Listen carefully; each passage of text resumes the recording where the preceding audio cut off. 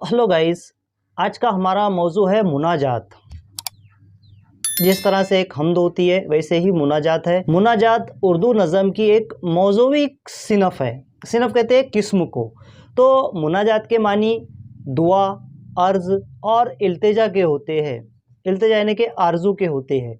वो नज़म जिसमें शायर अपनी आजिज़ी, इनकिसारी और अजज़ के साथ खुदा की बुज़ुर्गी बयान करके बुराइयों और गुनाहों से निजात की दुआ करता है, तो वो मुनाजात कहलाती है। तो मुनाजात में शायर खुदा के हुजूर में अपनी बंदगी का हवाला देते हुए अपनी बेबसाती और हाजात का इजहार करता है। तो हमारे शोरा ने नज़म के पैराए में मुनाजात कही है।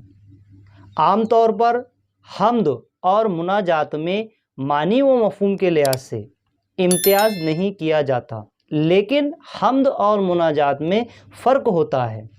हम्द में शायर खालिसतन खुदा की तारीफ़ करता है, जबकि मुनाजात में खुदा की तारीफ़ के साथ साथ उसके हुजूर अपनी ज़रूरियात भी पेश करता है।